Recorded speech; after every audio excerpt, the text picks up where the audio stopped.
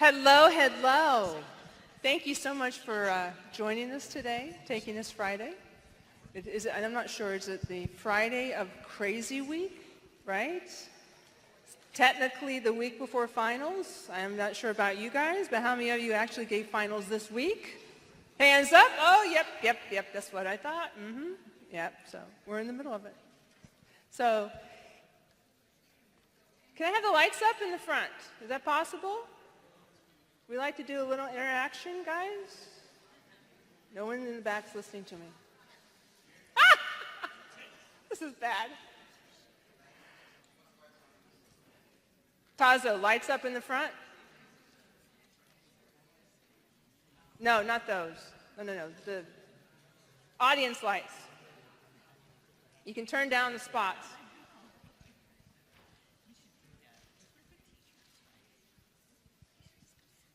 Okay, slowly they're coming. Maybe there we go. They're slowly coming up, guys. All right. So one of the things that we did, we had a little event in the fall, and we had a group of faculty get up and talk about their online experiences.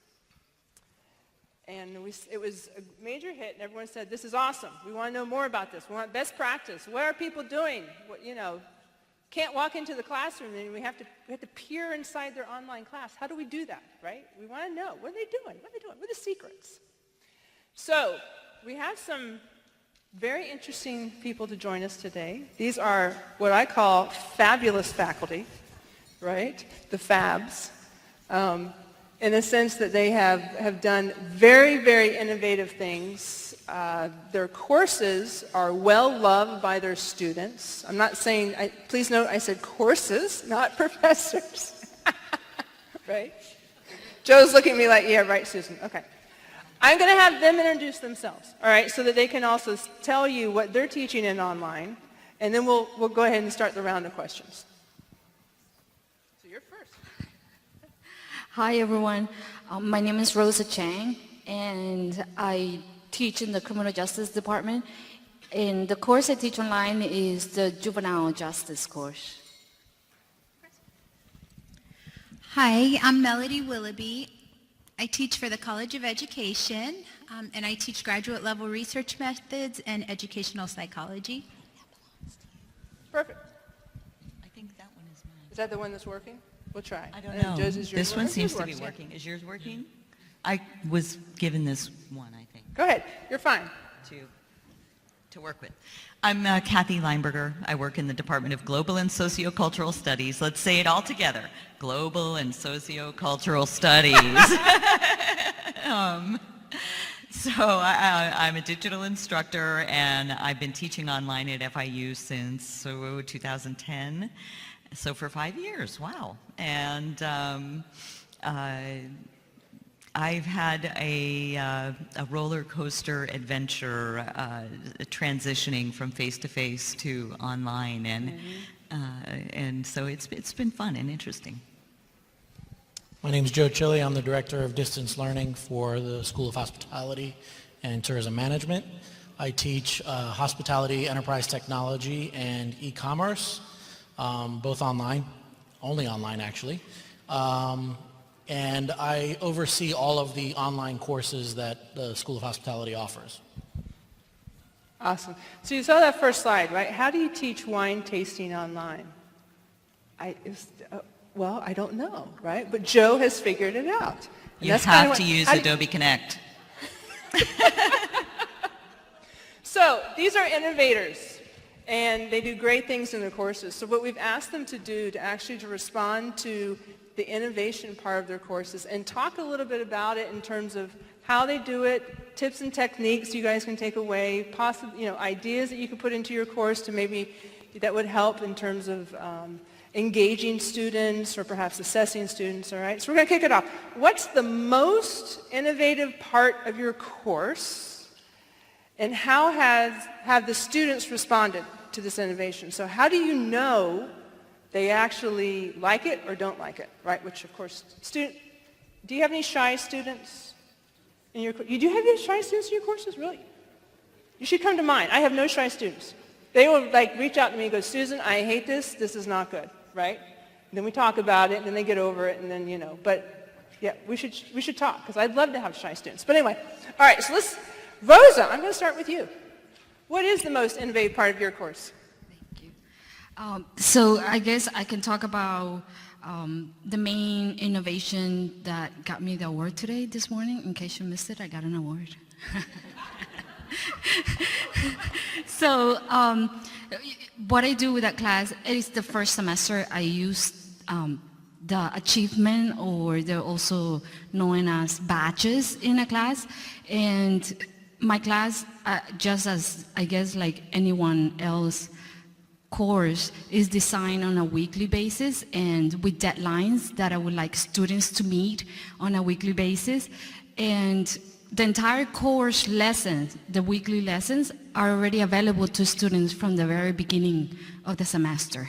So they can get ahead of themselves if they want to, and to encourage them to go get ahead of themselves and meet the weekly deadline, I decided to use the achievement. So every time that they meet the deadline for a weekly assignment, then they get assigned a badge.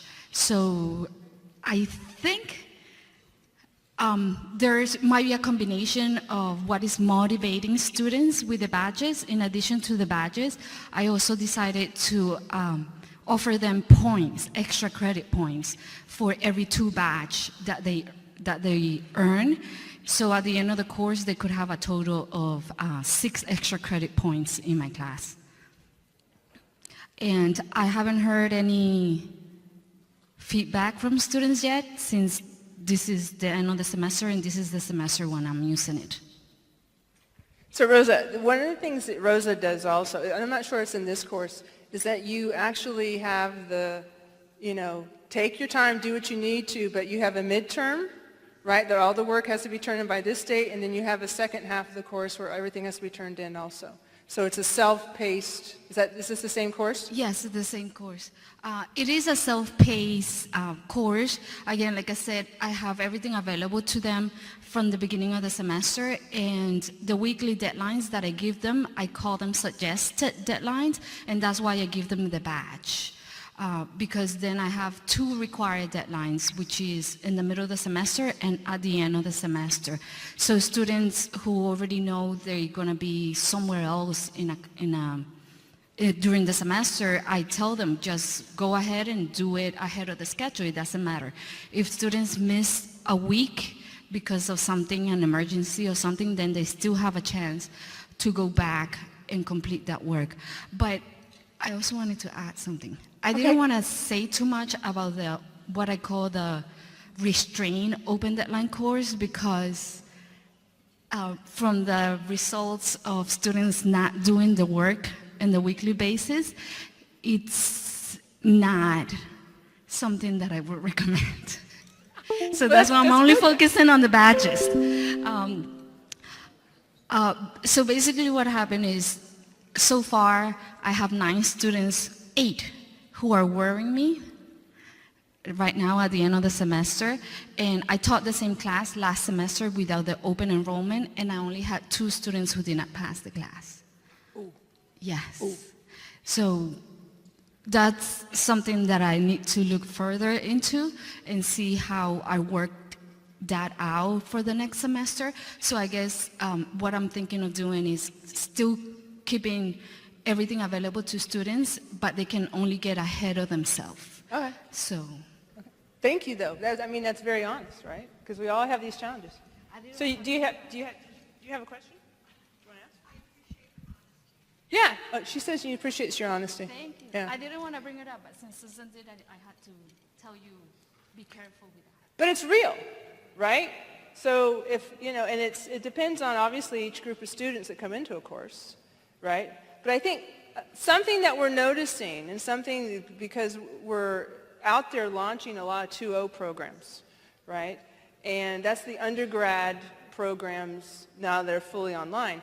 One of the things that we are very hot on right now is the fact that students are coming in not necessarily with a skill set to do online, all right? So they're academically fabulous, but they don't necessarily, they can do online, right, with some coaching and some training and some, some pieces around it.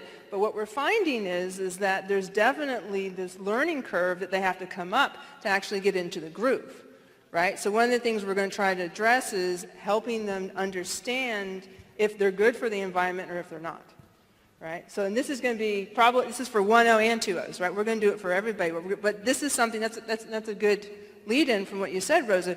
Some students do fabulously and others don't. So, and we all know this, right? So it's something that we have to, especially in student success, keep our eyes on. So. I think one of the most innovative aspects of one of my courses is the use of a group project where students are asked to interact with one another, come up with actual teaching activities, and then record demonstrations of them performing these teaching activities. And I receive a lot of questions about how I accomplish a group project this large in a fully online class, and the way I do so is through the use of the collaborative wiki. And I think that's a wonderful tool. It enables students to communicate easily via discussion board and email through the actual wiki page, through the group page. They're also able to share files and assign tasks and keep track of the completion of these tasks. They're able to have live chats, virtual meetings, all through this one central location for the group specifically. And most importantly, I'm able to monitor their individual contribution. I can see how much interaction the students are having with one another, who contributed which portions, and then I'm able to assign individual grades, which for this size assignment I think is more fair than just slapping one grade for all, 4 or 5 students. So, and as far as how students have responded, initially I always get complaints at the start of the semester. We didn't sign up for an online class to do a group project. If we wanted to do a group project, we would be taking face-to-face classes. But by the end, I've actually received very positive feedback, and some of these wikis that these students have come up with are just phenomenal. They're able to build on each other's strengths and create an amazing finished product. And I have to say that students, verbally anyway, tell me that they've really enjoyed the assignment, and it was a much better experience than anticipated. So. Awesome. That's great. Yeah. Kathy's up. Hi. Let's see. I need to preface my answer to this question by saying that I believe that multiple choice tests are kind of pedagogically, for me, not really how I gauge how well students are doing in the class. I really gauge them more through activities, applications, writing assignments, and so forth. But I do use multiple choice tests for, building vocabulary, summarizing major areas of research, and so forth. When I first started teaching online, after the first couple of years, I got absolutely sick of talking about the cheating issue. And I mean, just sick of it. Like, I'm just over it. Do I need to just stop entirely giving these kind of tests? And so I just kind of meditated on it for a while. And I came up with a whole new paradigm for testing, a Limburger dime, I suppose you could call it. I decided that the people who are going to cheat are going to cheat, and the people who are not going to cheat are not going to cheat. And there's nothing I can do about that. And the literature kind of indicates this too, that those who are going to cheat, even in a face-to-face class or an online class, they're going to do it, and there's nothing you can do about that. And that most people actually are not going to be doing that. So, and then I thought, well, really, a lot of times when I do a multiple choice exam, they want what I call a cheat sheet anyway, right? They always ask for a study guide, which used to offend me horrifically. I never got a study guide when I was an undergrad. And so I thought, well, that's a cheat sheet. And I thought, you know what? I learned about this program called StudyMate, and I said, you know what? I'm just going to give them all the questions. I've been developing these question pools over a number of years in my face-to-face classes that ask about each lesson. You know, it's a question pool for each lesson. I'm going to dump them all into StudyMate and say, that's what I want you to be able to answer. And it's been actually quite amazing. The assignment that I give my students is actually, with each lesson, they are to participate in at least one activity in StudyMate, and you can do a variety of things, including flashcards, quizzes, crossword puzzles, just a variety of things to study for exams. And then they're also required to contribute 2 questions to the pool for that lesson. And that's what I really pay attention to, right? Because it takes a higher order of thinking in order to develop a good question about some material. So, so each week, and this is just a small 5-point assignment that they get, and let me see here. Can you hold that for a second while I lost my... I put together just kind of a snapshot of data on it. So I upload my exam pools. The students, they are participating in one activity. They're adding at least 2 questions. They get 2 points per question, a maximum of 2. And the questions are supposed to reflect what I want them to get from the readings and the movies, the videos, all of the content for that particular lesson.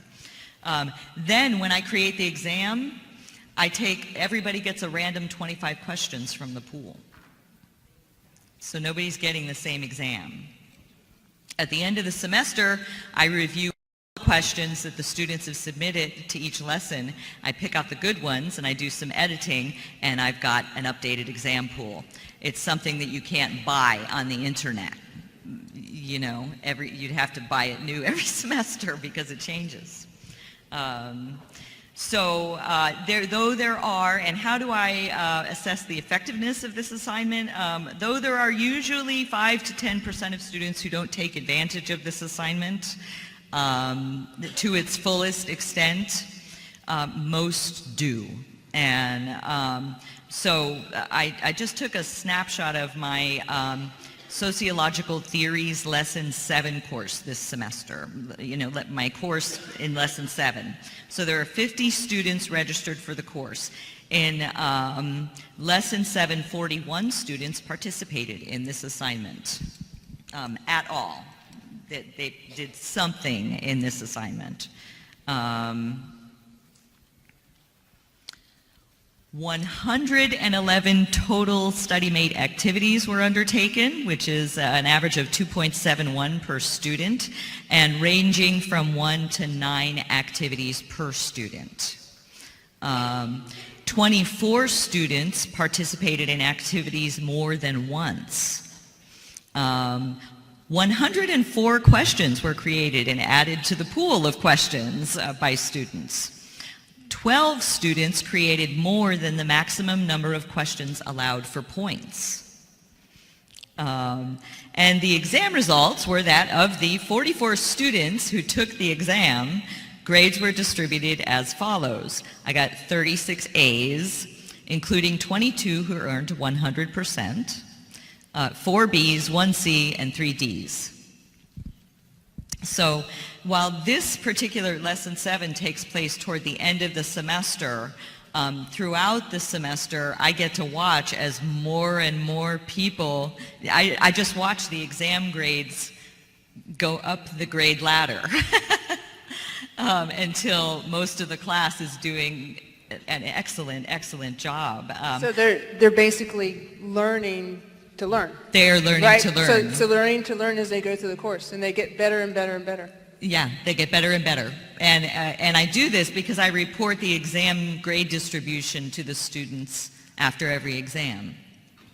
And so they get to see themselves that the grade distribution is getting better and better and better throughout the semester.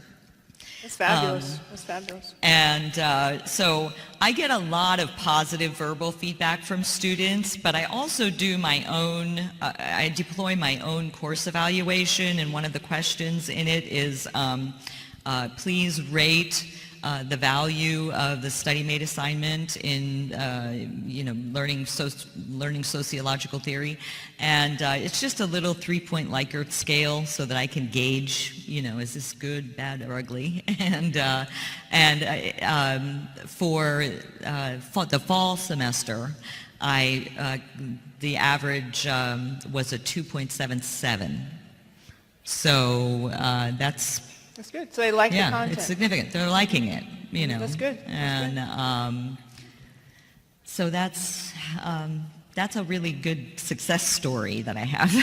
That's great. It's been pretty innovative, and the students are really responding well to it. That's awesome. That's Yeah. awesome. That's good. So Mr. Oh, you got yours. He likes that mic, I can tell. So I can answer this from the assessment perspective, I guess. So I'm a bit of a gaming nerd, and my wife hates that about me, but I have a lot of children, so I play a lot of games. You'll see me driving down the street, stopped at a red light, playing Boom Beach on my cell phone. I play Call of Duty quite often. My gamer tag is Fatso Bossman if anybody wants to play with me. And so it's not the gaming. People hear gaming and they automatically think, oh, well, he has some type of game or simulation in his class. I look at it from the perspective of the gaming principles, right? So my son passed his AP history exam in high school by playing a computer game with me. It was dealing with history, obviously. And his AP history teacher, I saw him in Publix and he got mad at me about the whole thing. And I said, well, he passed the class, didn't he? So for me, it's about learning and not about assigning a grade. I am not too unique, but I have no issue with issuing an A for every student in my class if I'm confident that they understand the material. And so I have no problems with allowing the students to take an assessment multiple times until they get it right, which is a gaming principle, right? If you fail at a spot in a game, you restart from the beginning and you learn something to get past that point. Well, so that's kind of how I feel about assessment. And there's various types of assessments that I would use. For instance, in a multiple choice, rather than it being traditional multiple choice, I would kind of do the reverse of that. In other words, answer all of the responses to this, which ones are wrong. So I would give partial credit because you know something. You may not know the exact answer, but you know 2 of the 4 are absolutely not the right answer. Right? So I would give partial credit for multiple choice exams. And I guess the second part of the question is, how do students respond to this? Well, this kind of pisses me off as an educator because it seems like the female students will take it as many times as they can to get an A, and the guys are kind of like, yeah, I got a C, and they'll take it one time. And that's it. They're done with it. And this is also, I found this in terms of using rubrics in my classes. If you define what the standard is for a rubric, they will get to that standard and do nothing else, right? So it kind of pisses you off in that you'd like them to go a little bit further, but this is the minimum that I've required of them. And inevitably, the guys hit the minimum, and the girls kind of give a little bit more. So I guess that kind of answers both questions for me right there. So it's interesting because one of the things that I do is, and I heard that a lot of you say this too, is can you tell us about course content? Do you like it? Do you not like it? And I think that's something that I do that I actually look forward to. And this isn't the professor evaluation. This isn't any other evaluation that the college wants to stick in, right? This is my personal evaluation of, is the content making sense to you, right? Do you like what it is? And the feedback I get on that, if if something's negative, I change it. So I think that's something else to encourage is, to get that in an online setting, that feedback. Because if you don't have it, you could run something and they may not like it, but they still do it because obviously it's part of the class. If they like something, they're going to be encouraged to do it. Yeah. I send them a survey. I know, the evaluations have a very low percentage. I literally just say, guys, listen, do me a favor. If you want to improve this course for the next group of students coming through, give me your feedback. I get 90% of the class, and I have giant classes. So I think they're just, there's 10% not engaged, but you know what I mean? I get at least some of the feedback so that they do, and I agree. And that's also something that we've been working with the institution on, is trying to figure out ways to, I don't want to say game the system, but to some extent make it more attractive to students to actually complete the professor evaluations, because they're very important, very important. Yes, ma'am. So what she's talking about is that we are trying to encourage, emails from FIU Online trying to encourage you to encourage the students to complete, and we let you know how many have completed, so if you have only 10% out there is done, we're pushing that information out to you. This is actually also part of our analytics stuff, so we're looking at those numbers and trying to push, so I'm glad that it was helpful. So Chuck said that what they do, he's College of Business, is the last week, they actually invite the students to participate in a feedback session. Am I right? That's right, and they interact with one another. So they're talking to each other about the course content, and they use that as a vehicle. That's a great idea. That's a great idea, Yes, ma'am. Okay, so what she asked was, she likes the idea of doing the halfway mark in terms of letting the student self-pace there and then self-pace the rest of it. What she's asking about is, do you do adaptive release in the content, or do you just let them pick it themselves? So in the class, the students have two types of weekly assignments. It's either the discussion or a very short quiz. So there really is no need for them to have to wait to finish something before they can do the next assignment. The only thing I do is with the midterm and the final, they have to have taken all the quizzes. So the link to take those exams does not show up until they completed all the quizzes. So that was another way that I was trying to make them do the weekly work so they could get to the midterm and take it. So I know that there is some concern about the dropout rate with this type of formatting the class like that is completely open. But I think it also has benefits. Like so far I have gotten 2 students who have emailed me and said that they were glad that it was like that because they had some things already pre-scheduled through the semester, and they were able to do everything before they left. So, and I think another professor in our department, Jamie Flexen, Dr. Flexen, also uses, it was her idea in the department that started all this open, and she has had, I guess I would say, a little bit more success than I have. Well, and also if I think about it, this semester I have a little bit of higher enrollment than last semester. So maybe if I take the numbers and calculate percentage of retention, it might be the same. I just have to pull all the data and look into it. But I think they respond well. I mean, I actually have a few students who finished the course by the mid-semester. Mm-hmm. With an A. May I add something to that? All right, so I see another question here. Yes, ma'am. Awesome. Are you on? You're on. I'm interested in hearing more about the assessment tool. So how are you administering these really great sounding quizzes or assessments from any of you? So who wants to pick it up? I could Go do ahead. that. You know, StudyMate and Blackboard, the Blackboard exams, you can use Respondus for both of them, and so they interface well together. So I can just collect the pool and identify the pool, and then whenever I do it, when the exam is created, and is Eric over there? Eric helps me with creating exams. Students have an hour. They have to use Respondus Lockdown Browser. I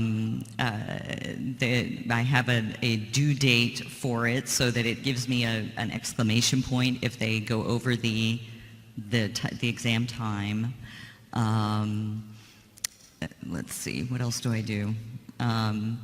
And then randomize it. I randomize the questions. So say the pool has 100 questions in it and everybody gets a random 25. And so that's the way I So when you organize it. randomize, how are you making sure that the assessment is spanning all of the learning objectives as opposed to just one? Well, that's the essence of randomization, is that every I can actually answer. In Blackboard, it allows you, when you're developing the question bank, to assign tags to it. So for instance, chapter 1 or yeah. something along those lines. can do And you that, can too. set, even though it's random, X number of questions from a certain chapter. Right. So, and all of mine are just related to that particular lesson. And I might call them notes, exam pool students, and that's the example. Take it from there. Does that answer your question? Perfect. Anyway, yes? Yep. She asked was the questions that you actually have in StudyMate, which is the ones that they are, created by a student, are they the same? And she says yes. Yeah. Yes, sir, way in the back. What are some things that you found in an online class that do not work well that you would not recommend trying to do? Wasn't that among the What- original what- questions? I think we had the questions that were in and I think one of the questions is that, so I can say, although Melody used it, the Colarity Wiki, when I used it, I felt that towards the end of the semester, I was babysitting my students because they were having internal fights about, oh, this student texted me something so rude, and then they would send me like pictures of the text. So I think not only online, but students really struggle with group work, even in our face-to-face class. And so that was the thing I was going to talk about in that question, that even though I also tried the collaborative wiki, maybe I need to rethink of how I did it, even though I think I gave them a lot of details and video instructions and everything, but it was more personality problems that I have with the wiki than. Just to tag on to that, I've had those issues and I figured out ways to deal with it, and one is through the use of a checkpoint where students have to report in several times throughout the course of the project. And can I respond to the last question? Okay.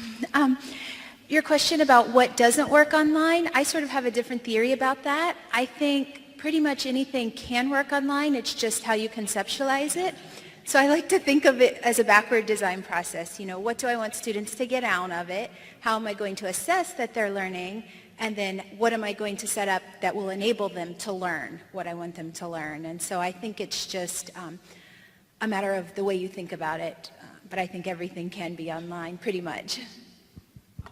That's great. So I am getting the official word that we are out of time. However, guess what? Our superstars are here the entire conference. So now you know who they are, you can ask them questions. Thank you so much. Thank you to the faculty. Thank you, guys. We hope this is beneficial. Now, there is a wall of thanks out there. If you taught online this year, I want you to go out, find your name, and get a selfie, all right?